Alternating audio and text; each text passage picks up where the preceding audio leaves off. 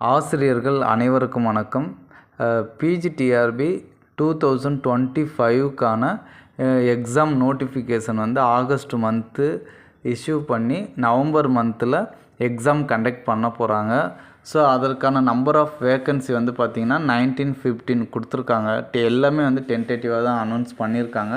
So annual planar வந்து release பண்ணது எல்லாமே நமக்கு தெரியும். இது வரைக்கும் நமக்கு எப்போ எக்ஸாம் சார் வரும், எவ்வளோ வேக்கன்சி வரும், நம்ம படிக்கலாமா அப்படின்னு சொல்லி எவ்வளோ வந்து நமக்குள்ள கேள்விகள் இருந்தது.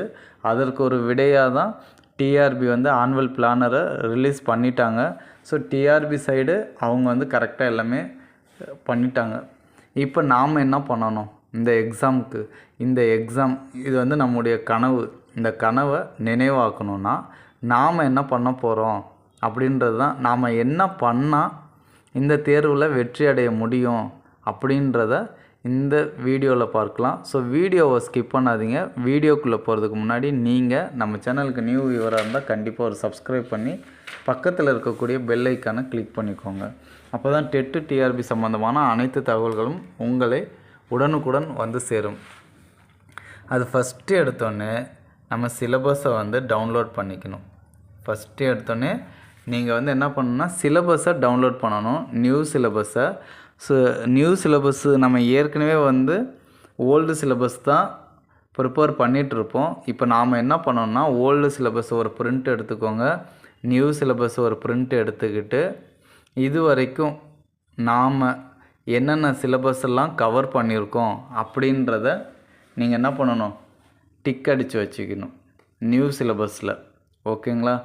இதில் ரொம்ப முக்கியமானது என்னன்னு பார்த்தீங்கன்னா, எதெல்லாம் கவர் ஆகலை, ஓல்டு சிலபஸ்லேருந்து எதெல்லாம் நீக்கியிருக்காங்க, எலிமினேட் பண்ணியிருக்காங்களோ அது எல்லாத்தையும் நம்ம இனிமேல் என்ன பண்ணக்கூடாது, திரும்பவும் படிக்கக்கூடாது. நம்ம எல்லாமே மெட்டீரியல் வச்சுருப்போம், எல்லா மெட்டீரியலும் ஒன்றாவே வச்சுருப்போம். ஓல்டு சிலபஸையும் வச்சுருப்போம், நியூ சிலபஸ் கொடுக்க வச்சுருந்து படிச்சுட்ருப்போம். இப்போ நாம் என்ன பண்ணோம்னா நம்முடைய மெட்டீரியலை எடுத்து அதில் தேவையில்லாத சிலபஸ், அதாவது நீக்கினது எல்லாத்தையும் தனியாக எடுத்து கட்டி வச்சிடணும். அதை நம்ம இனிமேல் தொடவே கூடாது. ஏன்னா நமக்கு படிக்கிறதுக்கே அதிகமாக இருக்குது. அதில் தேவையில்லாததெல்லாம் சேர்த்து படிக்கிறது ரொம்ப ரொம்ப வேஸ்ட்டு டைம். அதனால் நீங்கள் என்ன பண்ணுங்கன்னா எலிமினேட் பண்ண சிலபஸை நீங்கள் படிக்காதீங்க. ஓகேங்களா? நியூ சிலபஸில் எதெல்லாம் படிச்சிருக்கோமோ அது எல்லாத்தையும் நீங்கள் என்ன பண்ணுங்கள், ஒரு ரவுண்ட் பண்ணி வச்சுக்கோங்க. அடுத்தது நியூ சிலபஸில் இன்னும் எதெல்லாம் நம்ம கவர் பண்ணலை, எதெல்லாம் இன்ன வரைக்கும் நம்ம படிக்கலைன்றதை நீங்கள் தனியாக எழுதி வச்சுக்கோங்க. ஒரு நோட்டை எடுத்து நீங்கள் இது வரைக்கும் எந்தெந்த சிலபஸை நியூ சிலபஸில் கவர் பண்ணியிருக்கீங்களோ அது தனியாகவும், எதெல்லாம் இது வரைக்கும் இனிமேல் படிக்கவே இல்லை, இனிமேல் தான் படிக்கணுன்றதை தனியாகவும் எழுதி வச்சுக்கோங்க. இதுதான் நீங்கள் ஃபஸ்ட்டு செய்ய வேண்டியது. அடுத்தது நீங்கள் எழுதி வச்சுருக்கீங்க பார்த்தீங்களா, இது வரைக்கும் படிக்காததை, அதில் படிக்காத டாப்பிக்கை தினமுமே காலையில் 2 மணி நேரம் படித்தா போதும், இரவு 2 மணி நேரம் படித்தா போதும். காலையில் 2 மணி நேரம் நீங்கள் இது வரைக்கும் படிக்காத சிலபஸை எடுத்து படிக்கணும். இரவு 2 மணி நேரம் என்ன பண்ணணும் அப்படின்னா, நீங்கள் காலையில் படித்ததை ஒரு தடவை ரிவைண்ட் பண்ணிவிட்டு ஏற்கனவே படிச்சிருப்பீங்க பார்த்தீங்களா ஓல்டு சிலபஸில், அதை வந்து நீங்கள் டாப்பிக்கை எக்ஸ்ட்ரா படிக்கணும். காலைல நீங்கள் ஒரு யூனிட் படிக்கிறீங்கன்னா நைட் வந்து நம்ம படித்ததே தான் திரும்ப படிக்க போகிறோம். ஸோ அது 2 யூனிட்டாக படிக்கணும். ஓகேங்களா? ஸோ இப்போ நாம் என்ன பண்ணணும்னா இந்த 3 மாத காலத்துக்குள்ளே எல்லாத்தையுமே எல்லா சிலபஸுமே முடிஞ்ச அளவு கவர் பண்ணுற அளவுக்கு ஒரு ஸ்டடி பிளான் ரெடி பண்ணி நீங்கள் முடிச்சிடணும். ரொம்ப காலையிலேருந்து நைட்டு வரைக்கும் புக்கு எடுத்துக்கிட்டே வச்சுட்டே இருந்தாலும் நம்ம என்ன படிக்கிறோன்றது நமக்கு தெரியாது. ஸோ 2 மணி நேரம் 2 மணி நேரம் பதட்டம் ஆக வேணாம், டென்ஷன் ஆக வேணாம். நம்ம கரெக்டாக அந்த 4 மணி நேரம் எப்போன்றதை தெளிவாக ஃபிக்ஸ் பண்ணி அதை ஏற்றவாறு நீங்கள் படிக்க ஆரம்பிச்சிடணும். ஓகேங்களா? அடுத்தது நமக்கு எவ்வளோ வேலை வேணாலும் இருக்கும். டே பை டே தினமும் காலையில் எழுந்தால் ஏதாவது வேலை இருந்துகிட்டே தான் இருக்கும், கமிட்மெண்ட்டு இருந்துகிட்டே தான் இருக்கும்.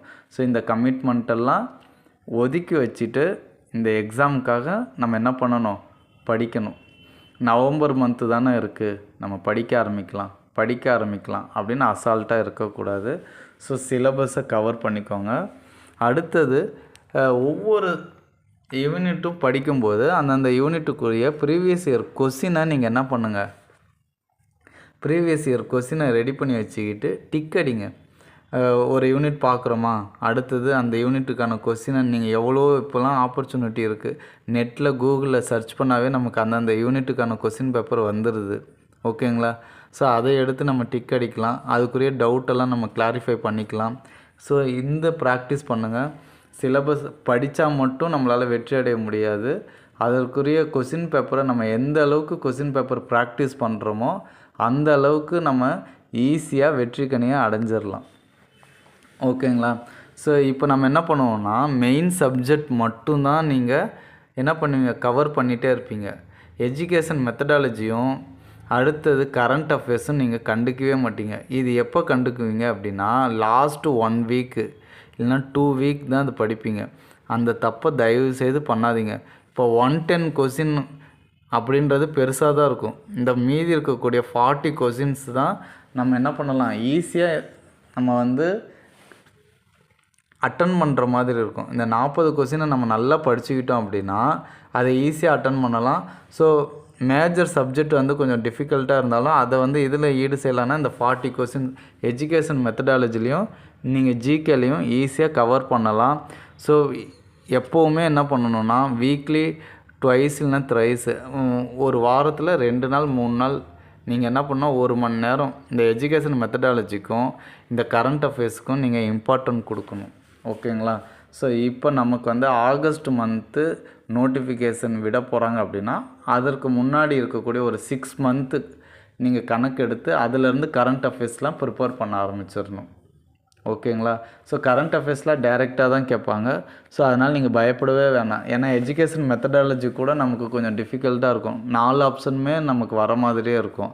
ஆனால் கரண்ட் அஃபேர்ஸ் பொறுத்த வரைக்கும் அந்தளவுக்கு இருக்காது. ஈஸியாக நம்ம அதை வந்து என்ன பண்ணிடலாம், அட்டன் பண்ணிடலாம். அதனால் நீங்கள் கரண்ட் அஃபேர்ஸும் அடுத்தது எஜுகேஷன் மெத்தடாலஜிக்கும் இம்பார்ட்டன்ட் கொடுத்து தான் ஆகணும். ஓகேங்களா? அதற்கு அடுத்தது வந்து பார்த்திங்கன்னா, நம்ம இது எல்லாத்தையும் பார்ட் பி ஃபுல்லாக பார்த்துட்டே இருந்து பார்ட் ஏவை விட்டுறக்கூடாது. ஸோ பார்ட் ஏவுக்கு இம்பார்ட்டன்ட் கொடுக்கணும். உங்களுடைய பேப்பர்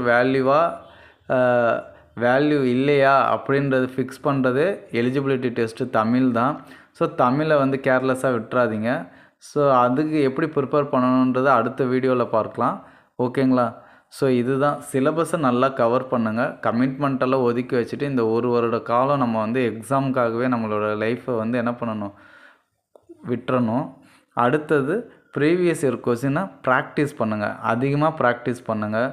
ஓகேங்களா? ஸோ இவ்வளோ தான். ஸோ தேங்க்ஸ் ஃபார் வாட்சிங். Now thank you to all.